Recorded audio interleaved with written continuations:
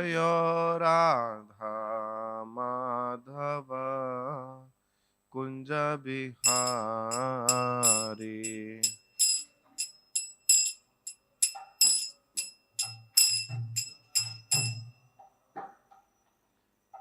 गोपी जना वल्लभ गिरिवरधारी।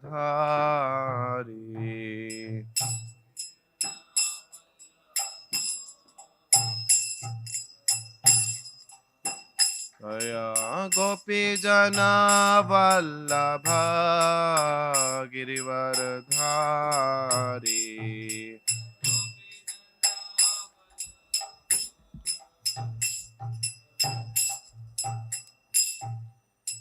यशोदानंदन ब्रज जन रंजना।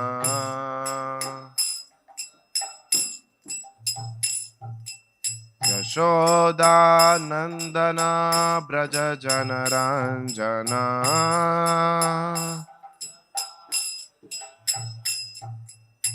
यशोदानंदन ब्रज जन रंजना। यमुना तीरा वनचारी।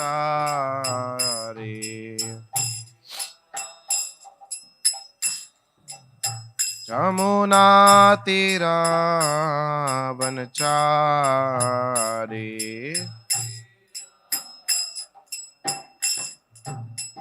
जयो Radha Madhav Kunj Bihari.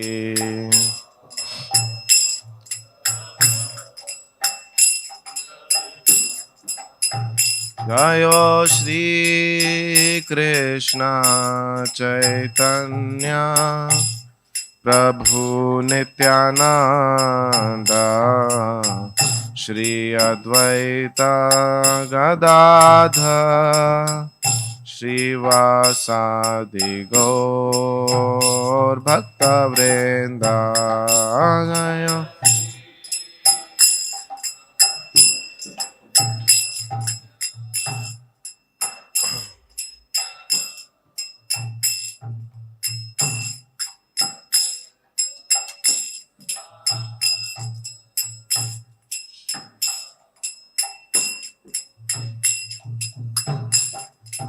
Hare Krishna Krishna Krishna Hare Hare Hare Rama Rama Rama Hare Hare Hare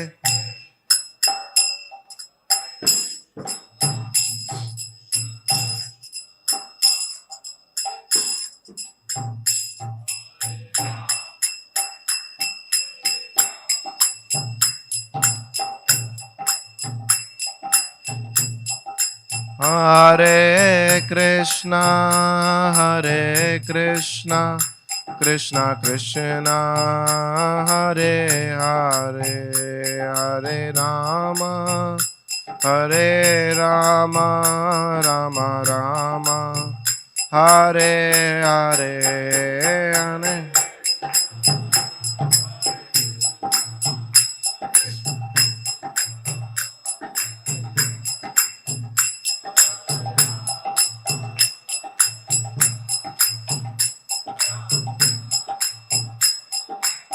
Jaya Jaya Prabhupada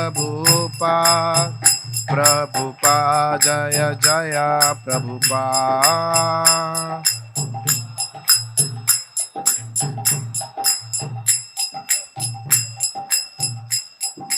Nitai Gaura Hari Bol Hari Bol Nitai Gaur Hari Bol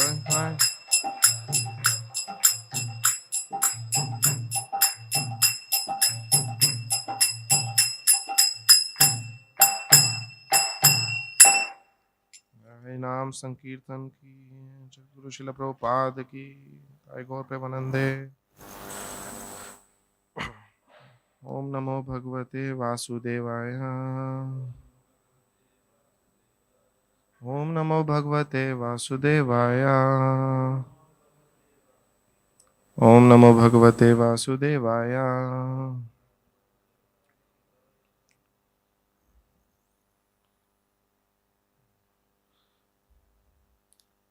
Srishti Apyaya Kareem Mayam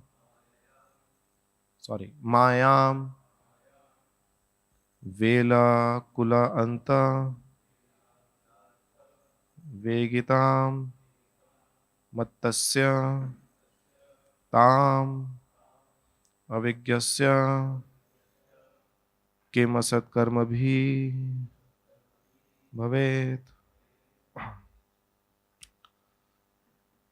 Srishti Apyaya Kari Mayam Vela Kulan Antavegitam Mattasyatam Avigyasya Kimasat Karma Bhir Bhavet.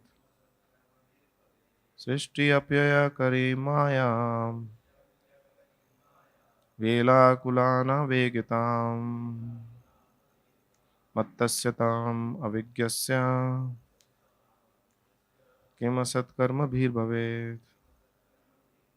Srishti Apyaya Kari Mayam Vela Kulanta Vegitam Mattasyatam Avigyasya Kimasat Karma Bhir Bhavet.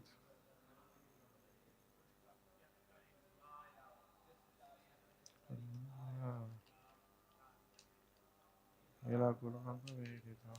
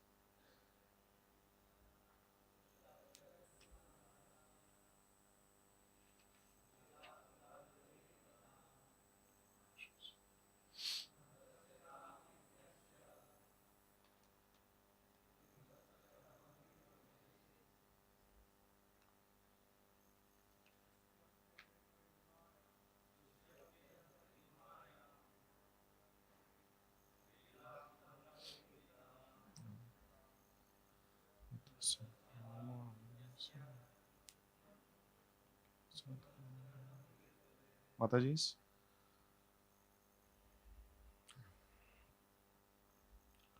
Srishti creation, Apyaya dissolution, Kareem one who causes, Mayam the illusory energy, Vela Kula Anta near the banks, Vegitam being very rapid, Mattasya of one who is mad, Tam that material nature, Avigyasya one who does not know, Kim Asat Karma Bhi Bhavet.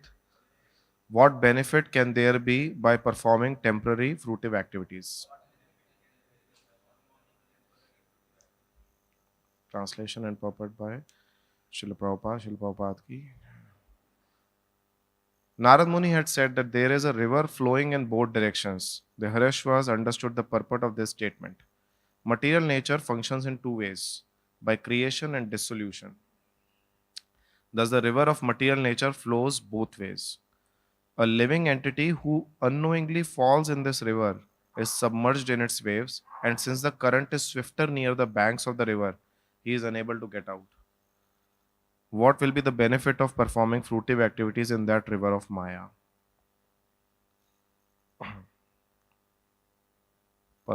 One may be submerged in the waves of the river of Maya, but one may also get free from the waves by coming to the banks of knowledge and austerity.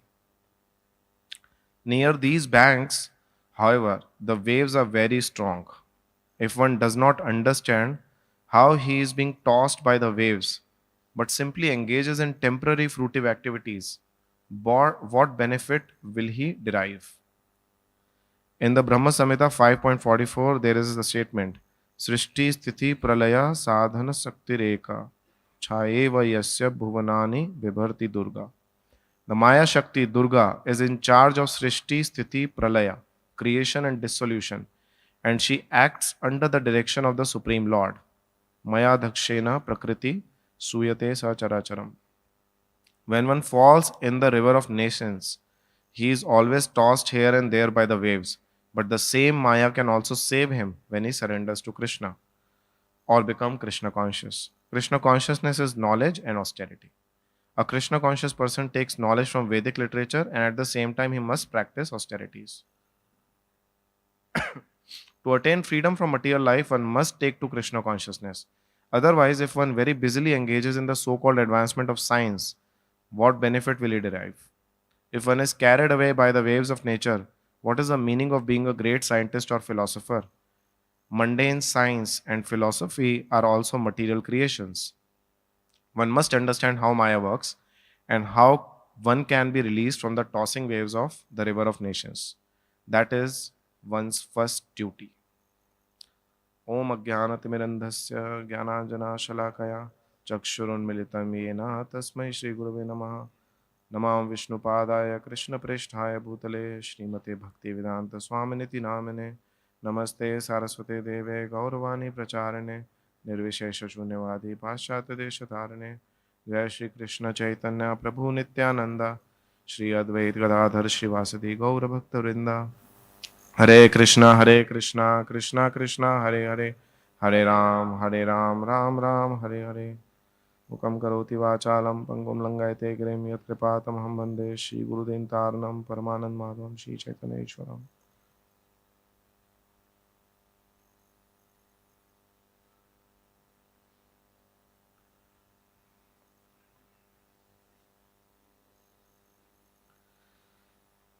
Krishna.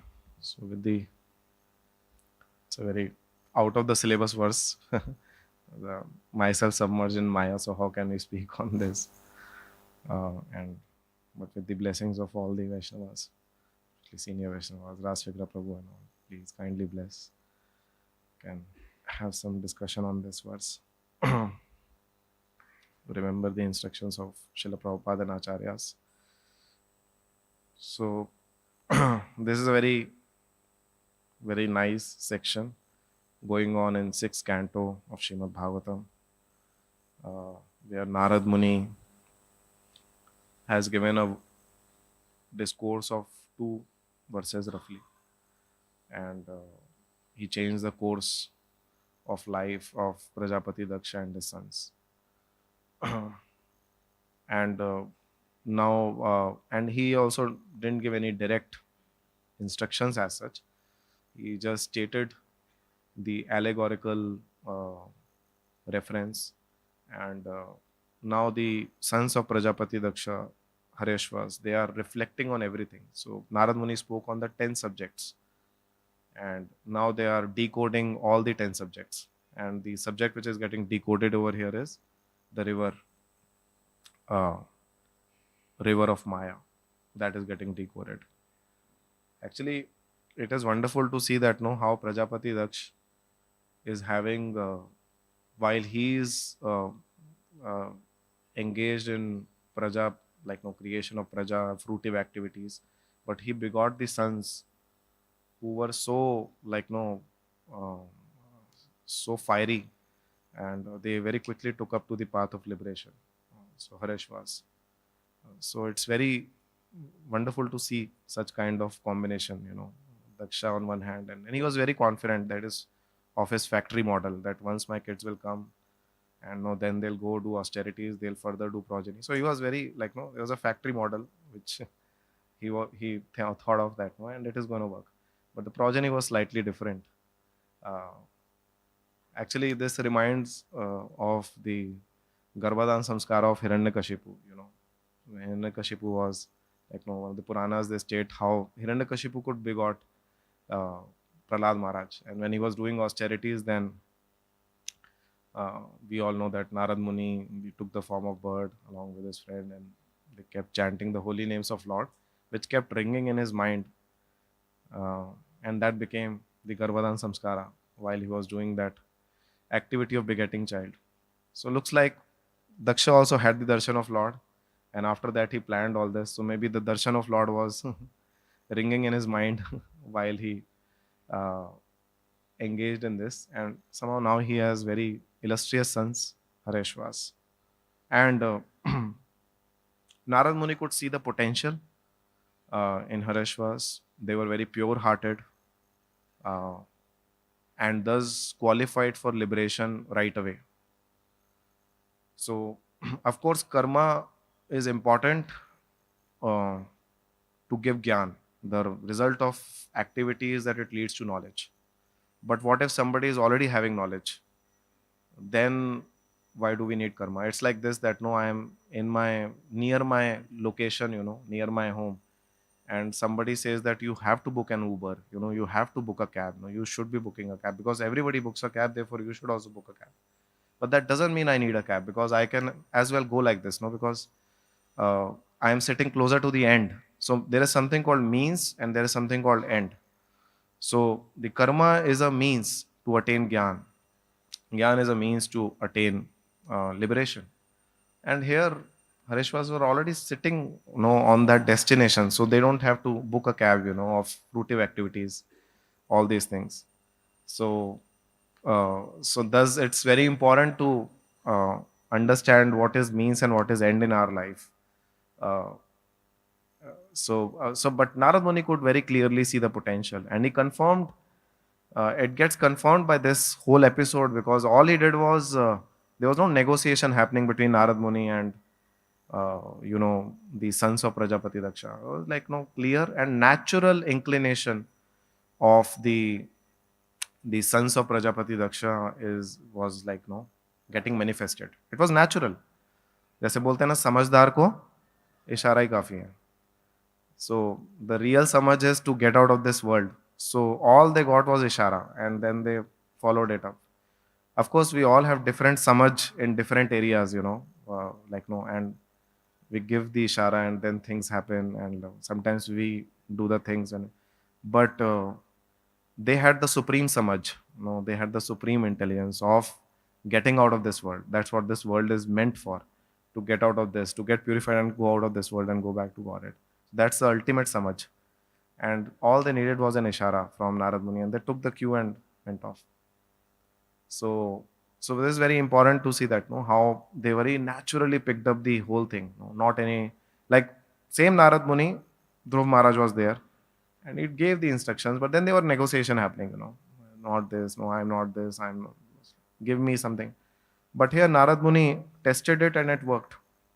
And then finally it kind of took its own course. So of course Prajapati Daksha later on becomes very angry. But the point is that Narad Muni was absolutely right, because when somebody is qualified for liberation, one doesn't have to go through fruitive activity, because the goal of karma is to have gyan. And if somebody has gyan, one doesn't need to go through the karma. That's an important point. So then this is how this whole thing is is kind of getting now manifested, because one important consideration which the Narad Muni, which Prajapati Daksh had, was one has to go through the cycle of varnashram, cycle of everything. But goal of varnashram itself is liberation. So there is no need of going through that whole thing if one is actually sitting at the level of that gyan and the one. So that's the point actually. But if somebody is not on that level, then definitely there is karma, there is fruitive activities. But that also Krishna advises is not to be done in the fruitive sense. It has to be offered to him. Okay. And thus it will lead to proper realizations, gyan, and then one has to get slowly detached from all these things and then move on. So, but here Harishwas could easily offer their very weak attractions to this world very immediately to the lotus feet of Lord. That's the point. Therefore, in our Vaidhi Bhakti, there are three things: Bhagavat Vidhi, Pancharatrik Vidhi, and Varnashram Vidhi. So somebody who is tightly identifying with the conditionings may need to go through the Varnashram Vidhi. But if somebody can tolerate the conditionings, then directly, of course, as devotees, all of us, whichever ashram we are, we take shelter of all these three vidhis: Bhagavat, Pancharatrik, and Varnashram. Uh, but if one is comfortable in a particular situation, then if one is strongly identifying with the conditioning, then he goes through the regular Varnashram cycle. And then there is Pancharatrik Vidhi, which is tolerating the conditioning. So if somebody can tolerate the conditioning completely, then it is fine. Otherwise, like no, it is some part of our regime, the program. Pancharatik. Pancharatik Vidhi means we are tolerating our conditionings. Uh, we are not differentiating in the externals in terms of anything, our engagements, or whatever it may be. We see it as same. That is Pancharat. That's a qualification of Pancharatrik. There is no difference we see in external things. It's all like no. The matter is impersonal, and spiritual service is all the same. So that's Pancharatrik. And then there is Bhagavad Vidhi, which is, we have examples like Rishabh Dev and all. Like no, we see in examples in Bhagavatam, right? They're sitting in the stool, urine, and not bothered only. So there is uh, no botheration of what is happening in externals at all. That is Bhagavad Vidhi. So one can see wherever one level is and uh, plug themselves in. So either one needs only Bhagavat, or one needs Bhagavat Pancharatrik, or one needs all the three in getting out of this liberation, and getting out of this clutches of Maya, which precisely is the subject of this verse. So now the point is getting out the clutches of Maya, which is, and it is very wonderfully described. Many features of Maya is being described in this verse. That it is like a river, there are waves, and the waves are stronger on the bank. So when one is trying to get out of Maya, the waves get even more stronger. And Prabhupada used to say, right, that don't be surprised if somebody is leaving. Be surprised if somebody is like sticking on. So which is a fact that we know it's very difficult to get out of this river of Maya, because as this verse confirms, on the banks the waves become even stronger. And what are these waves? These waves are of creation and dissolution. The waves are of creation and dissolution. So how Maya captures us in these waves is two things which Maya does is. First is Maya binds us with three chains. What are those three chains? Sattva, Rajas, and Tama. Tightly bind us with these three chains. And that is not enough. On top of it, Maya does two things, or rather, two parts of the another thing. She covers our Swarupa by two Shariras, the subtle body and the gross body. So it's like, imagine we are getting kidnapped. First, sometimes we are just bound. But here you are covered completely, you don't even know what is happening, and then bound also. So it's very difficult situation. Like we are covered with two clothes, एक बोरा नहीं दो बोरे हैं और उसके ऊपर से बांध दिया गया अच्छे से. So that's the condition which the jiva gets into. So, and then what happens is, based on the mundane intelligence which has been described earlier as the unfaithful intelligence, one keeps choosing different options and keep tossing from one body to another. Like this is happening: creation of one body, then dissolution, then another body, then dissolution. And within this body also, lot of creation and dissolutions happen. One situation gets created based on our desire, and we become very happy. Then that gets dissolved. Then we become very sad. Then another situation. So in this way, material nature confuses us completely and keeps us captivated by these creations and dissolutions of different situations in our life based on our desire. And those desires are based in ignorance. They are not in knowledge. I mean, we are covered, right? Completely. So whatever comes, we just keep, it's just like how helplessly we are sitting in a very difficult ride.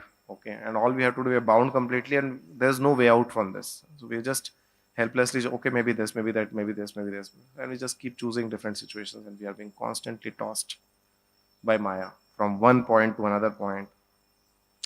That's how Maya does. So it does two things. It binds the living entities by Sattva, Rajas, and Tama, and it covers the living entity by giving two shariras, Linga Sharira, Stool Sharira, or whatever, Sukshma Sharira, the subtle body and the gross body.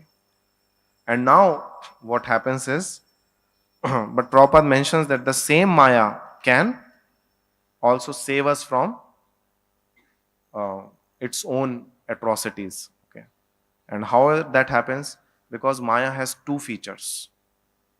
One is called Vidya, another is called Avidya. Avidya feature of Maya, what it does is, it binds the living. The same Avidya, which is leading to the material desires. It binds us. But when the living entity becomes frustrated and seriously looks for a solution, spiritual solution, and he's ripened, just like Narad Muni saw the potential. Similarly, when Maya also sees the potential and there is a serious inquiry in the heart of a living entity, then Maya's second feature becomes active, and that's called Vidya. And Vidya acts in two phases, Bhaktivinoda Thakur describes. The first phase of Vidya is it will prompt us to do pious activities, and it will prompt us to do positive spiritual endeavors. That's the first phase of Vidya which comes. It prompts us to do the right things, because first you need to do that, right? I mean, you can't be like, committing sinful activities and then thinking it will not work. So pious activities and positive spiritual endeavor. So it will keep prompting us to do positive spiritual endeavor as soon as the desire. And we all have experienced this thing, right? That we keep getting prompted. It looks like somebody is helping us to move towards the shore. And then the second phase of Vidya is it gives positive spiritual realizations. It gives spiritual realizations of the absolute truth. The same Maya, it then transforms into Yoga Maya for us by acting in the Vidya feature. So when the living entity is progressing in the right way and not misusing one's free will, then one just progresses from doing positive spiritual endeavors to progressive spiritual realization about the absolute truth. Otherwise, it's not possible. It's only by the mercy of Yoga Maya uh, we can go to the the banks. Just like it happens sometimes in the ocean, uh, while the waves at the bank is very very strong, but sometimes those waves only throw us out. Just so the same Yoga Maya is going to throw us out and give us to Krishna. But then, as it says that it tests. Maya tests us a lot before actually throwing us out of the river, throwing out of or releasing us from the influence, her influence. Maya tests us. That's what it becomes, and that's where it becomes difficult. Kunti Maharani also, that section which is there, Prabhupada mentions that Maya doesn't want to send anybody who is not qualified to spiritual world. So Maya will keep testing us. And at some point of time, Maya says, okay, fine, you're done. Now you can go ahead, promote it to the next level. So, and it's very difficult, there are so many internal and external obstacles which Maya will keep, pressing us with. So what should be the strategy for a devotee? Because as we are talking of uh, uh, a situation for a practicing devotee who is situated at the banks of the river and is struggling with knowledge and austerity. Knowledge is there, practice of austerity is there, but somehow the waves come so strong that one leaves the path. So, what is the strategy which a practicing devotee has to take?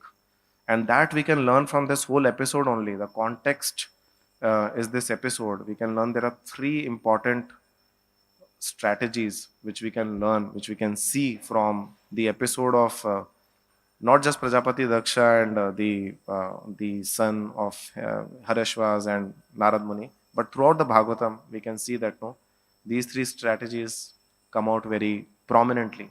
And the first strategy is to take a comfortable position to fight Maya, and that we understand even in the episode of Gajendra when he was being caught by crocodile. So first thing is one has to take a position to fight. One cannot be just rollicking here and there and thinking of fighting. One has to take a position to fight. So first thing is that, just like in chess, if you play, You have to take first establish a position. You can't just मेरे को राजा मारना है तो मैं ऐसे ऐसे ऐसे ना. You can't do that. You have to first build the base. You have to build your fortress. You have to build your, and that's varnashram.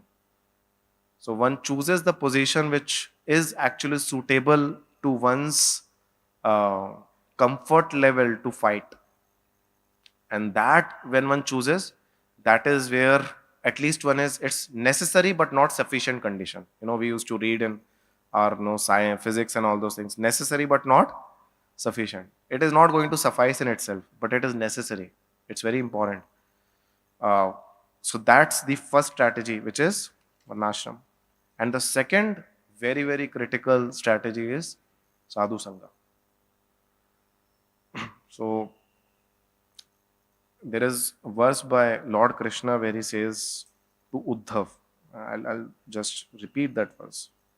Shri Bhagavan Uvacha in 11th canto, it's verses 1 to 2, 12th chapter. Na rodhyati mam yogo, na sankhyam dharma evacha, na swadhyayas tapastyago, neshta purtam na dakshina. Pratani yagyas chandamshi, tirhani niyama yama, yatha vrunde satsanga, sarvasanga pahohima. The Supreme Personality of Godhead said, My dear Uddhav, by associating with my pure devotees, one can destroy one's attachment for all objects of material sense gratification. The devotion developed in such purifying association brings me under the control of my devotee. One may perform the Ashtanga Yoga system, engage in the philosophical analysis of the elements of material nature, practice non-violence and the other ordinary principles of piety, chant the Vedas, perform penances, take to the renounced order of life, execute sacrificial performances and dig wells, plant trees and perform other public welfare activities, give in charity, carry out severe vows, worship the devas, chant confidential mantras, visit holy places, or accept major and minor disciplinary injunctions. But even by performing all such activities, not one of them, all, one does not bring me under his control. I mean, nothing is left, right? This is coming from the horse's mouth, divine horse's mouth. I agree. Lord Krishna is speaking this. Sadhu Sangha. Because we may think our sadhana is going to take us out of Maya, that will never happen. Because our sadhana is also in modes. We are performing our sadhana also in modes, in lower modes. It is Sadhu Sangha alone which can purify us, which can purify us from all our misgivings, which can purify us from all our misconception, which can give us the right direction, which can give us the right consciousness, which can remove the misconception of what is Krishna consciousness and what is not Krishna consciousness. And we'll get stuck with some of our things. But Sadhu Sangha is something which is going to purify us. So it is unanimously agreed across all the scriptures is that Sadhu Sangha. Sadhu Sangha, Sadhu Sangha, Sarva Shastri Koye, Lahu Mata Sadhu Sangha, Sarva Siddhi. Because Sadhu is tasting the happiness which we all are hankering for in this world. But when we see sadhu, they are so peaceful, Sadhu is peaceful. So we also think, how is so peaceful? Not having so peaceful, so happy. So I also want to taste that happiness. I also want to taste that happiness. And then he gives mercifully his instructions, what it takes, what it takes, what it takes, what it takes. So therefore, sadhu sangha is very, very critical. There are some symptoms which is said, because we are bound, right? So somebody who is unbound is only going to unbind us. It is not that by our own efforts. We can attract the mercy of sadhus by doing our efforts. But it is not that we are going to unbind ourselves by our efforts. Never. It will never happen. So sadhu sangha is very important. And therefore, it is the most powerful sukriti in the life of a devotee or a practitioner or a jiva, is when he gets the association of a pure devotee. There is nothing more. I mean, it's like that Tuladan we do, and when Krishna, when Tulsi came and then everything went down. Similarly, all other practices are on one side, but sadhu sangha is on other side. And Bhagavatam has so many references where it says that the same attachment which we have for so many different types of people, so many different types of things, the same attachment, if we cultivate for sadhus, the doors of liberation are open, wide open. So that's the only way. There's no other way. Therefore, all our acharyas, they heavily emphasize on this principle. We should never think we can do our bhajan and we can go back to Godhead life. Never it is going to happen. And that what is spiritual world? Spiritual world is full of sangha only. It's not somebody is sitting on a rock chanting very sincere. It's all serving the superiors. That's what spiritual world is all about. It's not that why we get perfect over here and then there we go directly into the into the CXO office, Radharani, KXO, Krishna's internal offices. No, we don't. We just serve those who are serving and all. So sadhu sangha is the life. That is the life. Only then that association of sadhus is going to help us get relief from the association of the three modes of nature. There is no other way. And association happens of sadhu in three ways. Of course, we know it is vapu. We serve the sadhus. Vani. And serving the mood of the sadhus. When we serve the vapu, we get attraction to serve the instructions. When we serve the instructions, we understand the mood. And then we serve the mood, then it is more purifying. So that's how it is. So that's sadhu sangha. So sadhu sangha is our core. Okay. While we say we have to chant and everything, but it comes as a gift in what? In sadhu sangha. So that's a second strategy. And third strategy, once sadhu gives the bhajan, once sadhu gives the prakriya and once sadhu gives the instructions, then one has to do what? One has to introspect. The constant surveillance of mind has to happen. Surveying the mind regularly. Not once a year. Just like we work in companies, right? There is governance, Every day there is stand-up call. You have your team. You get everybody on the call. Okay, send this. This is governance, Unless there is governance, there is no progress, Similarly, there has to be constant governance with the mind also. So daily morning call. Okay.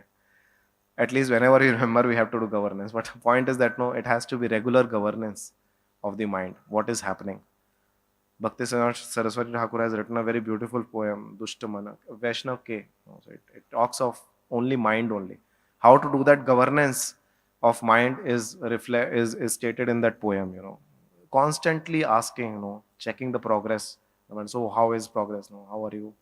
Asking difficult questions, just like which happens, the tough boss, they ask difficult questions to the subordinate. Okay, so what about that? What about this? What about? But we see that the shining of the junior happens only when the boss asks difficult questions. Similarly, in this case, although shining of mind is going to happen when the soul asks difficult question. But soul will ask difficult question only if sadhu sangha is happening. If sadhu sangha is not happening, the soul cannot ask difficult questions to the mind. Okay, what is the problem? What is this? What is that? So that's the third most important thing is constant surveillance of mind, for which two qualities are important for a practicing devotee. One is introspection and the other is caution. Introspective, Krishna also says, introspective sage. Introspection and caution. So we have to be always cautious. Sometimes we will go up and internally not much is happening, but still we are going up externally. It's a very difficult sign. It means that something is, the time to come down is coming soon. So better. So the point is that constant introspection and caution. While we should not be mistaken with our external growth or external achievements because they may be deceptive. So point is that the caution has to be the constant companion of a practicing devotee and introspection. So with these three strategies, varnashram, choosing one's comfortable position, and that's what Prabhupada says, then we are working in accordance with how we can deal with Maya, because only Krishna tells us how to deal with Maya, right? We can't invent our own way to deal with Maya. No, now that I've decided to fight Maya, I'm going to defeat it in my own way. No. But this is what Krishna says. This is what Krishna is telling us through scriptures. This is how you have to deal with Maya. So we follow that way. We don't invent our new ways or innovations. There is no scope of innovation in this.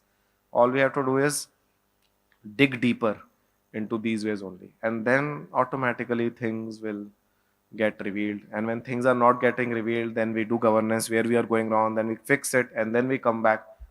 So it just reinforces our faith that how we have to progress in our spiritual life, and then we can definitely, as Prabhupada is mentioning, that this is one's first duty, that one has to understand how Maya works and how one can be released from the tossing waves of the river of nations. So that's pretty much which we wanted to cover. Any comments, any questions?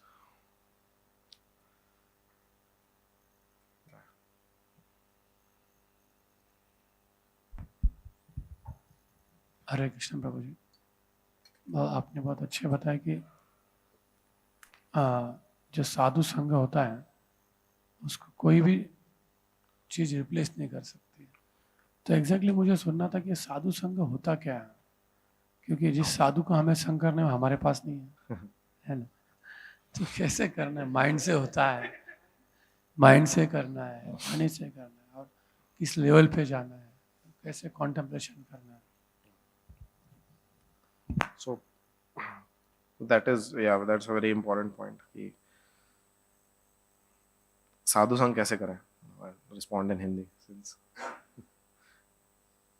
साधु है ही नहीं अभी ISKCON scenario में, बड़ा मुश्किल है to get a sadhu. It's very difficult. They have their own schedule. Once in a blue moon we see them, and then blue moon also vanishes very quickly. Not able to see. So one is definitely taking the instructions of the sadhu. That is one thing which we all know. But one very important thing is association of those who are sincerely following sadhus. Because while we may be bound, and we may think, "Arey, this person is not exactly unbound like that sadhu is, but they are more unbound than us." तो कई बार क्या होता है कि एक कोठरी में जब सब लोग बंधे होते हैं ना, तो वो जब अच्छे से कर रहा है तो वो हमारा थोड़ा सा खोल सकता है, मतलब हमारे हाथ बंधे हुए हैं पर उसके हाथ थोड़े से हमसे ज़्यादा खुले हुए हैं, तो they can unbound us more. So association of those who are sincerely following sadhus is also sadhu sangha. There's no difference. In fact, that is the most practical sadhu sangha for us. So we definitely, because, and that will give us more faith in the vani sangha of sadhus. Only when we associate, and that is there, that is available everywhere, that is increasing every year, with a passing moment, that association is increasing. So all we have to do is, with open heart, associate with those who are sincerely associating with sadhus, then we will also be unbound. That's the most important way for us. Hare Krishna, Prabhuji. Prabhuji, can you elaborate a little bit more about Pancharatrika Vidhi? Because my impression was Pancharatrika Vidhi is only about deity worship. Yeah. So, of course, when Prahlad Maharaj speaks the Navvida Bhakti, that is, Prabhupada is actually dividing them into Bhagavat and Pancharatrik Vidhi. So we can see that actually, the Shravanam, Kirtanam, Vishnu, Smaranam, Pasevanam. That's more like Bhagavat Vidhi. And then there is Pancharatrik Vidhi. Pancharatrik Vidhi, it's not just deity worship only, it is connected to deities, a lot of things are there. Okay, it is not just restricted to worshipping deities. It is all the services which, except you can say chanting, reading, hearing, preaching, which is purely Bhagavat Vidhi, So all comes under Pancharatrik Vidhi only. Okay, so going to various holy places and all these things form part of Pancharatrik Vidhi. So Pancharatrik Vidhi, the point is that we, and as devotees, we have to, as I told that, we have to take dependence on all these three, okay, of all these three vidhis. We are not definitely the level of Rishabdev, and all those. That level we don't have, where we can just sit in our stool, urine. We don't see any difference to man, apman, and all these things. We not definitely. So Bhagavad Gita is definitely very important, but we can't handle it completely. So therefore Pancharatrik. So Pancharatrik, what it does is, and Pancharatrik means we do service. So there is so many things like, we keep ourselves clean. We don't differentiate between the services so much, and we just focus on, and they're direct devotional service, but at the same time it engages our senses and purifies our senses, which are not so pure. But at the same time, it's not like Varnashram, because Varnashram means you are engaging your conditionings. Pancharatrik means you're tolerating your conditionings. You are not really so much worried too much about it. You just focused on the service. You're doing that. That's the difference between Pancharathik and Anashwamedhika. Makes sense. Either point, question, comment. Okay. Yeah.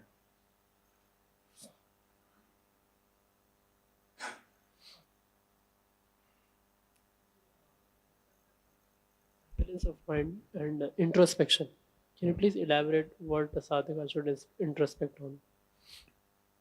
One has to introspect one's consciousness. Like now we have this pollution meters, right?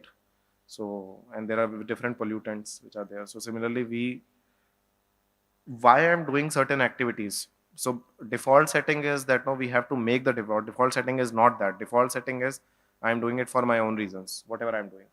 So the setting which has to get changed is I am trying to do it for pleasure of Krishna, Guru, Vaishnavas. Now that's a practice. It is not going to happen naturally for us because we are definitely not at that level, but it is to be practiced. So when we do practice that, then when we do think about in that direction, then we'll think that if I'm not thinking that, I'm thinking something else, right? So that's the first or one type of introspection which we have to do. Why I'm doing what I'm doing, and what we have to do is, of course, the activity has to be bona fide. Uh, we can't be doing some non bona fide activities for the pleasure of Krishna, but generally in the sphere of activities which we are supposed to do, we keep thinking, and that's a lifelong homework. We keep thinking that no, I'm doing this for the pleasure of Krishna, Guru, Vaishnava, and then, like no. So it's a meditation. It's our yoga, it's our meditation. When we are not doing that, what are we doing? Then come bring back our consciousness and all those things. So that is one thing. Secondly is when we start doing some services, they will be definitely there'll be desire to control which may come, or desire to enjoy what we are controlling. Okay, so it may be anything. So that is something which we need to keep validating, verifying, and that will inevitably come that we are doing something because control we will be doing, right? We are controlling material nature. That's why we're cooking vegetables and offering it to Lord.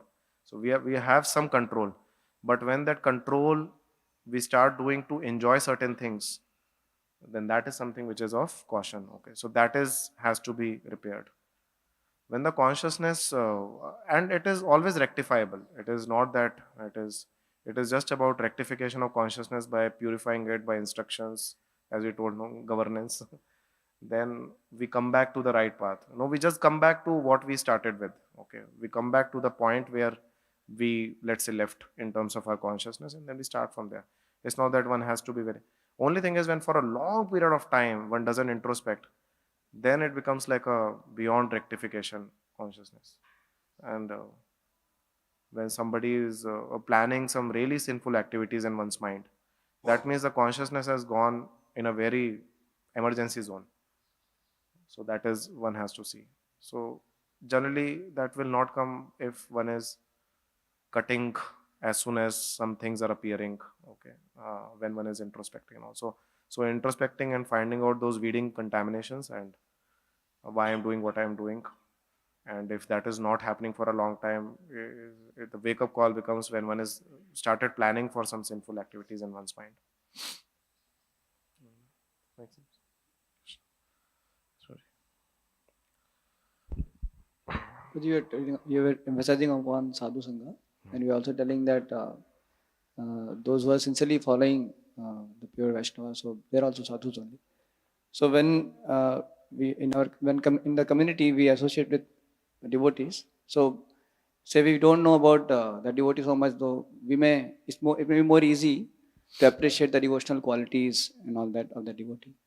But when we become more close, like we start serving together or become more close in terms of in community and all that, then how to avoid this fault finding and the false ego, which plays a very That this is kind a- of role, because that becomes the greatest big obstacle to able to associate properly. Yes, yes. So you can elaborate something how to do that. Yeah, sure. Also, sometimes we have very perfectionist mentality that no, we want everything to be perfect around us. So first is that we need to see that are we generally a perfectionist. We want everybody to be very perfect around us. We want things to be perfect around. Because generally, fault finding increases when we are too much focused on perfection uh, around us. So that is one. If that is not there and we see certain faults and all these things, uh, we have to understand that no, it's an evolutionary phase for everyone. Everybody is undergoing an evolutionary phase.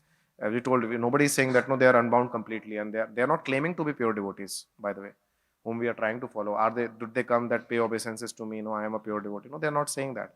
They are trying to do their best. Okay, and we try to see that no, how the process is working from that perspective. Okay, so and as we mature in our Krishna consciousness, if we are following the other strategies also well, of taking the right position and taking of introspection things properly, then we can get the right intelligence to take proper sadhu sangha. Generally, there are two things which we need to see in the sangha, which has to be avoided. When somebody is giving very weird patterns, of operations and behavior and all those, so we have to be careful. And secondly, if somebody is too critical of devotees, not too critical, then that is something which we have to be careful. But otherwise, I think we can always, this principle is so powerful that no, it will always give us more advancement. It will always give us more benefit. We should have faith in this principle. It will always do that, because that's what is principle of Lord Himself. The Lord is personally acting in this principle. It's not that no, there is something which I am doing and thus this is happening and thus I am achieving this. No, Lord is acting through this principle. What it is. Weird pattern means no, having some very like no, I mean, it's like offline. But yeah, point is that no, somebody is behaving in a very trying to get the attention of others, by behaving in a very weird way and all those things. So that is something which we have to see that and we have to understand that. No, that's fine. We don't have to avoid it. Okay.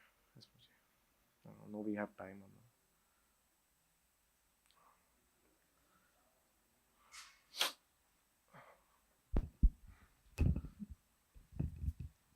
Hare Krishna. Yeah. This is application-oriented question. Yes, Like yes. you said about Daksha taking blessings from Supreme Lord to create a factory product for producing more living entities. In that line, just wanted to ask, like Daksha took blessings of Supreme Lord to do, karma, to do the activity of creation, and he got blessings also. But he didn't get the highest blessings because he got stooped into karma yoga, niskam karma yoga, sakam karma. Yeah, he got stooped into that.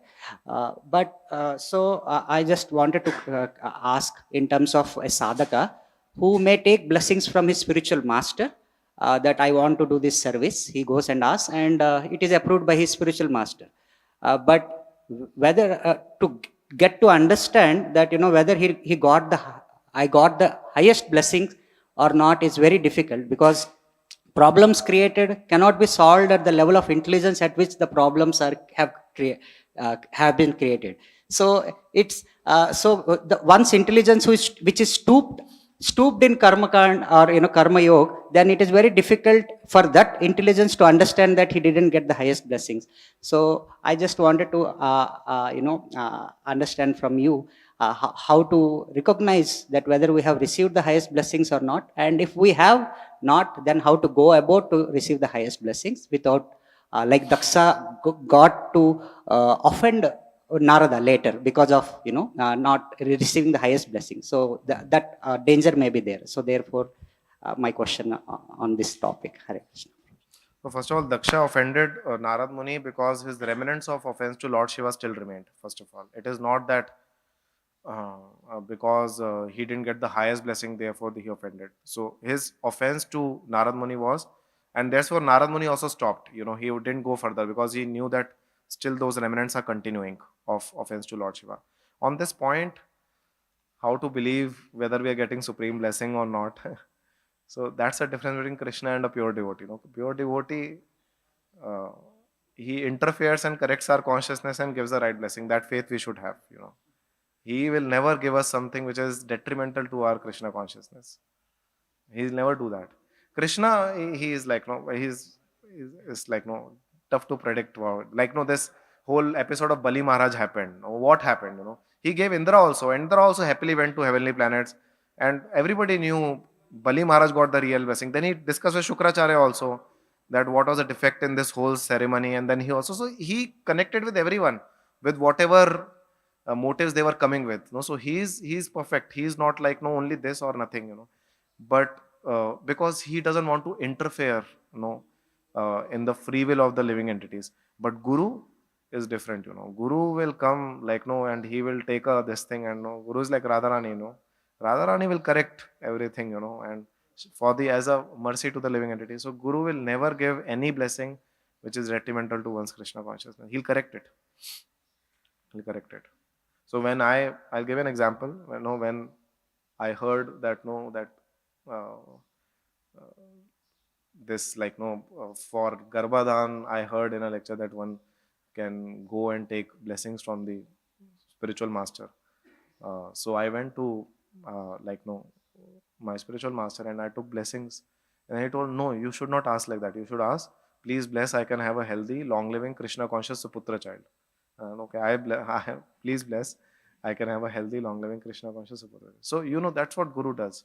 He understands what our level is, but he is never going to give us a blessing. He'll always give a blessing which is going to uplift us. So that faith we should have. We should not think, oh, maybe that is more perfect blessing and all those things. That faith we should have in Guru. That's why he is pure devotee. He'll do that. I hope that makes sense. Okay. Srila Prabhupada ki, Gauर Premanande, Hare Hare.